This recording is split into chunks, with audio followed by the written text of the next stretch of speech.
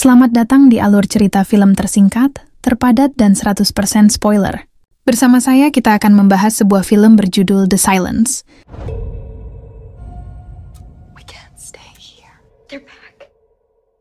Creatures at all costs.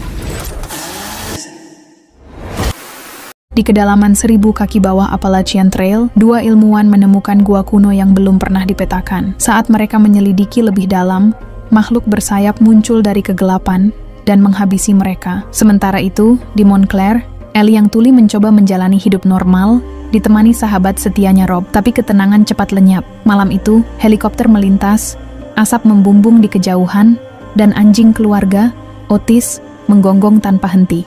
TV menayangkan berita tentang serangan brutal di seluruh negeri. Mayat-mayat berserakan, dan video menunjukkan manusia dibantai karena satu hal, mereka bersuara. Pemerintah memberi peringatan terakhir, jangan bersuara, jangan keluar. Keluarga Ellie melarikan diri. Di kereta bawah tanah, bayi menangis, dan semua orang membeku. Makhluk-makhluk datang, dan ibu serta anak itu tidak sempat lari. Di jalan, keluarga Ellie berhenti di pom bensin. Otis menggonggong ke arah seorang pria. Pria itu mengangkat senjatanya. Satu tembakan menggema ke langit. Dan di atas sana, sesuatu menjawab. Di pom bensin, seorang pria bersenjata mengancam keluarga Ellie. Saat Hugh hendak menyerahkan kunci, Glenn menembak kaki pria itu. Otis menyerang. Mereka ambil senjatanya, lalu pergi, meninggalkan pria itu berdarah di tanah. Ketegangan memuncak. Jude memilih pindah ke mobil orang tuanya. Ellie terus mengikuti berita. Makhluk itu dinamai Vespes, dari kata tawon, karena cara mereka memburu dalam kawanan. Tiba-tiba, rem mendadak, jalan macet. Mereka keluar jalur, masuk hutan gelap. Glenn, di mobil terpisah, menabrak rusa dan terguling ke jurang. Kakinya terjepit dan tak bisa keluar. Mencoba menyelamatkannya, namun gagal. Glenn sadar, waktunya habis. Ia meminta senjatanya. Dengan lirih, ia berkata, pergilah. Hugh janji akan kembali, tapi dia tahu ia berbohong. Otis menggonggong. Ellie merinding dan terlambat. Vespes datang, menabrak jendela mobil. Otis menggonggong makin keras. Lynn berteriak. Glenn mendengar semuanya, menembak ke udara, mengorbankan dirinya untuk memancing kawanan itu. Mereka menghabisinya dalam hitungan detik. Otis tak berhenti. Hugh, dengan berat hati, mengusirnya keluar. Vespes menyambarnya. Ellie menangis diam-diam di kursinya. Beberapa jam berlalu. Sunyi tapi berbahaya. Lynn mendapat serangan asma. Desahan kecil memancing satu Vesp mendarat. Hugh melempar alat, mengalihkan mereka. Selamat. Akhirnya Hugh bakar mobil Glenn sebagai pengalih. Vespes datang dan meledak bersamanya. Mereka berjalan kaki, menyusuri hutan senyap. Napas Lynn tersengal. Setiap tarikan bisa jadi yang terakhir. Tak ada suara, hanya kegelapan, dan sesuatu yang mengintai dari pepohonan. Keluarga berhenti untuk istirahat. Hugh meminta maaf pada Ellie karena mengorbankan Otis. Lynn mendesak Kelly untuk memberitahu anak-anak soal kanker paru-parunya, tapi Kelly menolak. Jude melihat rumah terpencil. Mereka menuju ke sana. Saat Hugh membuka pagar, bel berbunyi. Pemilik rumah muncul, marah, dan bersuara. Rompi datang, menyeretnya ke sumur, dan mencabik-cabiknya. Mereka masuk lewat pipa pembuangan. Ular mendesis, bergema memancing Vespes. Satu menyambar ular, yang lain menyerang Kelly dan mencabik kakinya. Hugh menyalakan mesin pencacah dan berhasil membuat Vespes hancur berhamburan. Lynn obati Kelly, lukanya parah. Malam itu, Ellie menghubungi Rob. Ia kotor, histeris.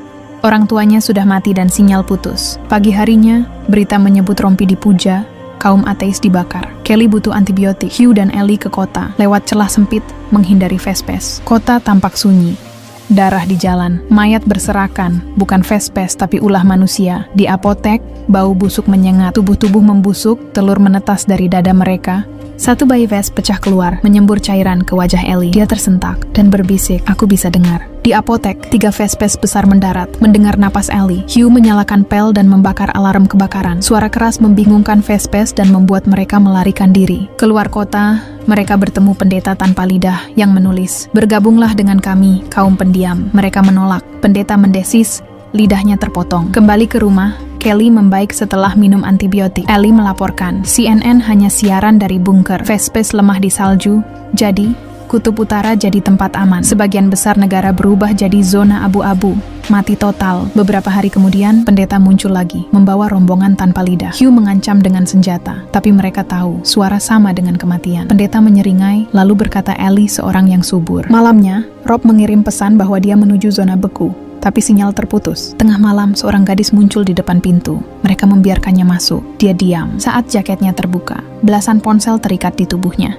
dan semuanya mulai berdering. Ali melihat bayangan, ponsel ditempel di jendela. Tiba-tiba, semua ponsel berdering, memanggil Vespes ke rumah. Mereka menabrak kaca, memekakkan telinga. Hu merampas ponsel dari gadis tanpa lidah dan melemparkannya ke air hingga sunyi kembali.